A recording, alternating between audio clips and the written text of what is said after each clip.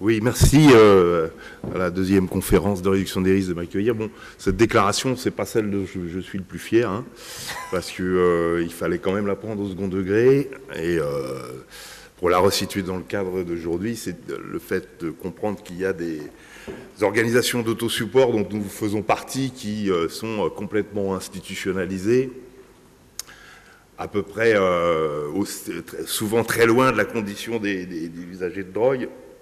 Et d'ailleurs, j'en profite pour dire que je ne suis absolument pas là pour représenter les usagers de drogue, parce que je pense que ça c'est un exercice non seulement impossible, mais malsain. Et d'ailleurs, la majorité des usagers de drogue organisés sont des gens qui appartiennent au recovery. Donc, si on veut avoir un panel moyen des organisations d'usagers de drogue, ici, il faudra avoir plutôt des gens qui sont pour l'abstinence. Ce qui ne veut pas dire d'ailleurs que l'abstinence est forcément une chose mauvaise. Il y a des tas de gens qui sont pour l'abstinence, qui sont aussi pour la réduction des risques, voire contre la guerre à la drogue. Bref, en tout cas, dans nos conférences et dans nos associations, cette question d'être des sortes d'alibis qu'on exhibe un petit peu, puisque nous acceptons de jouer ce rôle, pour diverses raisons dans lesquelles je ne vais pas rentrer maintenant, mais qui sont très historiques, qui sont souvent liées à la génération SIDA, dont je fais partie. C'est pas forcément très valorisant. Voilà. Alors, je vais continuer à vous casser le moral en vous disant que lorsque j'ai réfléchi à cette présentation, je me suis demandé ce que je pouvais bien dire. Et en fait, oui, j'ai essayé de réfléchir à ce que la réduction des risques avait pu opposer comme bouclier à la guerre à la drogue depuis jusqu'à aujourd'hui. Et en fait, la guerre à la drogue, on peut avoir un discours biblique. Ce sont les 4 cavaliers de la guerre à la drogue. Sida, enfin, disons, bloodborne virus, hein, violence, mépris, pauvreté, qui sont toujours à l'attaque. Voilà, donc référence biblique. Et surtout, c'est un système donc, guerrier qui oblige les victimes à déclarer elles-mêmes la guerre. Sinon, elle meurt. Et c'est quand même ça qui fait que cette guerre à la drogue est une guerre, c'est qu'elle fait des morts, des blessés, des disparus. C'est le cas d'ailleurs de tous les gens qui étaient dans l'usage de drogue avec moi dans ma génération. Je vois que des morts, des blessés et des disparus. Donc aujourd'hui, on peut faire le bilan de ce que la réduction des risques a réussi dans ce conflit. D'abord, a-t-elle réussi à monter des contre-offensives? Nous allons essayer de voir ça très rapidement. A-t-elle construit des bunkers pour les usagers?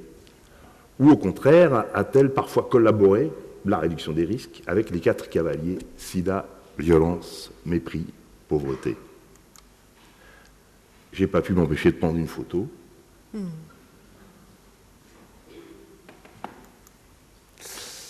Alors, commençons par le sida. Évidemment, là, il y a une partition incroyable entre les pays du Sud, du Sud-Est asiatique, de la Fédération de Russie et les pays dits développés. Dans les pays du Sud-Est asiatique et en Russie, le sida reste une calamité qui extermine les usagers de drogue. Et là-dessus, il n'y a rien d'autre à faire que de lutter contre le sida par tous les moyens. C'est d'ailleurs ce qu'on a fait à l'époque où on était dans ces situations. Dans l'Est de l'Europe, le sida et les hépatites commencent à être ce que nous avons connu à la fin des années 90, c'est-à-dire le guichet de la RDR, et c'est le point qui m'intéresse le plus actuellement, c'est ce guichet. Puisque dans nos pays du Nord dits développés, le sida est sous contrôle. Le sida n'est plus une maladie d'usager de drogue. Pour les hépatites, c'est encore un drame, mais les nouvelles molécules nous montrent que, vraisemblablement, dans une dizaine d'années, on sera dans la même situation. Donc, de quoi va-t-on parler? Le sida et l'hépatite deviennent une excuse pour ne pas évoquer le véritable sujet, le sujet sur lequel personne n'ose s'aventurer, qui est la légitimité de l'ivresse, en incluant les ivresses illicites.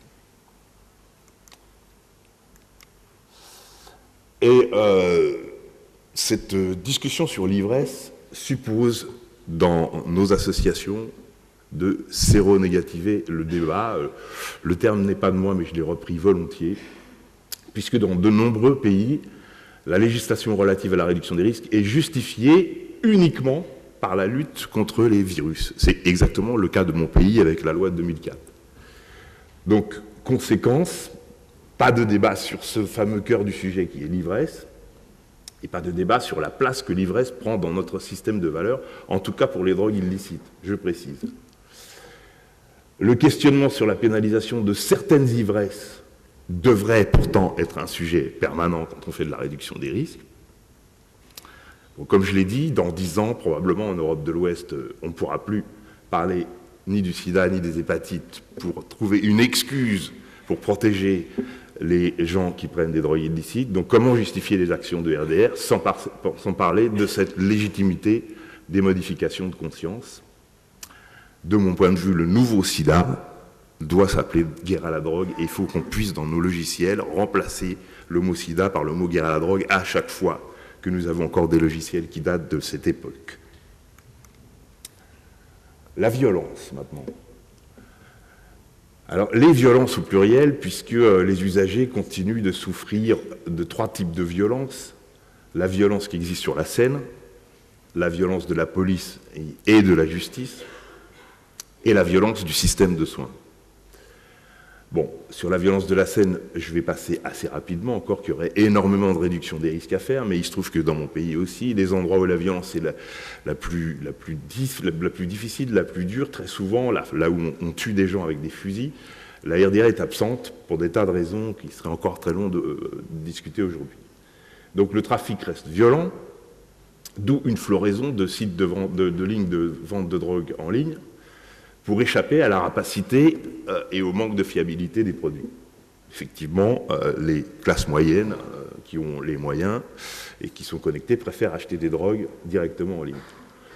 Les rapports entre usagers restent violents, et notamment ce qu'on voit de plus en plus en matière de cannabis, c'est des attaques de gens qui font pousser du cannabis chez eux, à qui, comme au Moyen-Âge, on fait chauffer les pieds pour qu'ils disent où ils ont caché leur magot ou leur récolte. C'est assez nouveau et c'est tout à fait symptomatique de ce que produit la guerre à la drogue par rapport à des gens qui essayent juste de s'organiser en dehors de cette violence. La violence de la police, je ne vais pas en parler trop longtemps, juste faire un focus sur la superposition de la guerre à la drogue et de la guerre livrée aux minorités sur lequel j'ai eu l'honneur d'animer un atelier hier et dont je pense qu'il faut absolument qu'il fasse partie des items systématiques de nos études lorsqu'on veut déconstruire la guerre à la drogue. Les Américains nous l'ont montré. Il faut qu'en Europe, on puisse commencer à avoir des études sérieuses sur ce sujet. La violence du système de soins, maintenant, me paraît beaucoup plus intéressante pour nous, parce que, de mon point de vue, et de toutes les informations que je reçois à l'association ASUD, les usagers de drogue ne sont pas traités comme des patients normaux. Là aussi, ce serait beaucoup trop long de préciser pourquoi.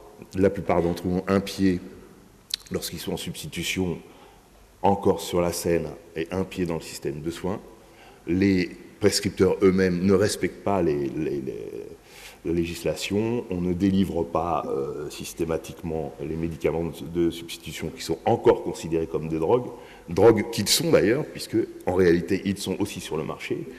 Donc là, il y a énormément de progrès à faire.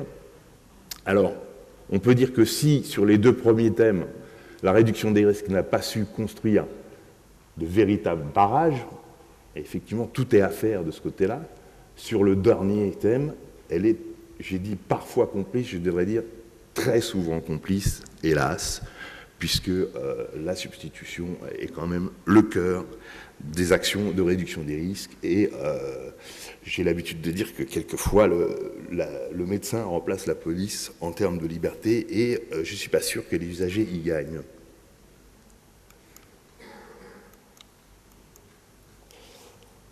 Alors le mépris, ça c'est effectivement ce qui perdure le plus.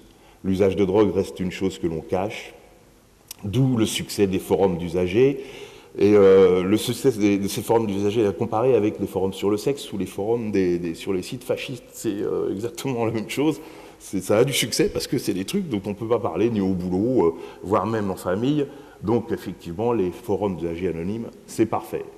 Mais pour monter, par contre, des actions à visage découvert, c'est beaucoup plus problématique. Et je pense que là-dessus, la réduction des risques est impuissante à cause de cette fameuse doctrine du non-jugement. Ah, voilà, le non-jugement. Le fameux non-jugement. Celui qui nous a fait gagner tant de batailles. Eh bien, le non-jugement, je trouve qu'il devient de plus en plus, dans cette guerre qui est livrée, un allié de la guerre à la drogue. L'usage, l'abus de drogue sont des actes positifs.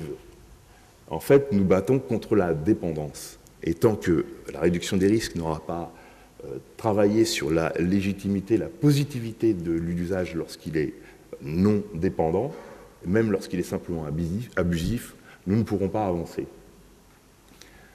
La réduction des risques doit légitimer l'ivresse dans ses discours comme dans ses actes. La réduction des risques doit travailler sur l'usage et l'abus pour améliorer la qualité des produits et les techniques de consommation en termes d'effets psychotropes, et pas seulement pour lutter contre les virus ou contre les dommages. De toute façon, les deux choses sont liées dans l'esprit des usagers, et je commence à rencontrer des médecins qui comprennent ça, qui comprennent qu'il faut d'abord aller à ce qui est l'essentiel pour les usagers, l'effet psychotrope, et essayer d'améliorer tout ça en termes de réduction des risques. Toutes ces choses-là, ça vous paraît sans doute totalement dingue, mais en fait, c'est exactement ce qui se passe pour une seule drogue, dont j'ai déjà parlé ici, c'est l'alcool. Ou en tout cas, l'alcool sous forme de vin. Vous pouvez décliner tout ce que j'ai dit, c'est exactement la manière dont on présente l'industrie vinicole, et c'est bien, et c'est très bien, c'est une très bonne chose, le vin. La pauvreté, maintenant. Alors là, c'est terrible, parce que la réduction des risques, elle devait faire le bilan social de ces véritables bénéficiaires. Quelles sont les batailles qui ont été gagnées, notamment dans les programmes de substitution, les interventions au milieu festif, les fournitures de matériel divers. Contrairement aux apparences, je pense que la réduction des risques profite majoritairement aux classes moyennes et supérieures. Par exemple, on peut citer les enquêtes sur la BHD en France, où on voit que ce sont ces classes-là qui ont le plus vite intégré la BHD dans ses propositions les plus libérales. Il faut dire qu'on est particulièrement gâtés. D'habitude, pourtant, tout le monde m'entend beaucoup. Je dois recommencer où? Au début? Bon, je disais, contrairement aux apparences, la réduction des risques profite majoritairement aux classes moyennes et supérieures. Et on s'en rend compte dans les enquêtes que l'on fait sur la buprenorphine au dosage en France. Contrairement à ce que l'on croit, ce sont les riches et les moyens qui intègrent les outils de VRDR le plus facilement dans l'anonymat et pas les pauvres. Les pauvres, eux, se trouvent accaparés avec tout un tas de vulnérabilités. Et effectivement, le fait de résoudre en partie leurs problèmes d'addiction rend cette précarisation plus visible qu'autrefois. La réduction des risques a probablement rendu visible une partie cachée de la population, précarisée, qui consomme des drogues, mais dont le problème majeur ne sont pas les drogues. Et je pense que la réduction des risques n'est pas équipée pour lutter contre les tragédies sociales. Or, de plus en plus, c'est le rôle que l'on veut faire jouer aux équipes de RDR. Dans mon pays, la réduction des risques devient une espèce de sous-médecine destinée aux pauvres. Or, la majorité des gens qui ont réellement profité, par exemple, des programmes de buprenorphine, sont des gens qui travaillent, qui ont des enfants, qui ont développé une relation sociale normale et qui ont totalement disparu dans l'anonymat. Mais bien évidemment, à partir de ce moment-là, ils ne peuvent plus jouer de rôle politique dans la guerre à la drogue. Ils sont devenus des invisibles et des collaborateurs passifs. Alors, je trouve que tout cela est très compassionnel. C'est parfois paternaliste, il faut le reconnaître. J'ai mis S efficace en termes d'insertion. Je pense que c'est inefficace. Et c'est surtout En termes de lutte contre la drogue, c'est une catastrophe puisque ça cristallise l'image du vilain toxicomane sur la partie de la population la plus précaire et la plus vulnérable. Voilà, je vous ai fait assez de mal, je pense, pour ce matin. Donc, en conclusion, je dirais que le sida, la violence, le mépris continuent de régner en maître sur les usagers de drogue.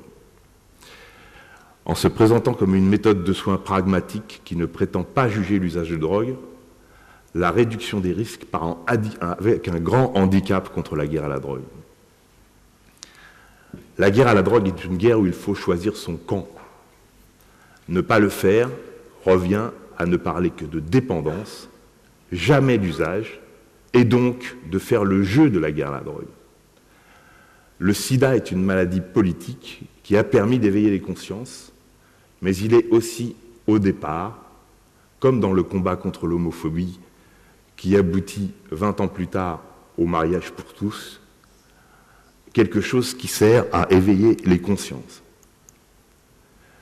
Dans cette guerre, la réduction des risques doit choisir son camp en mettant ses compétences médicales et addicto au service de la lutte contre le nouveau sida qui s'appelle guerre à la drogue. Merci.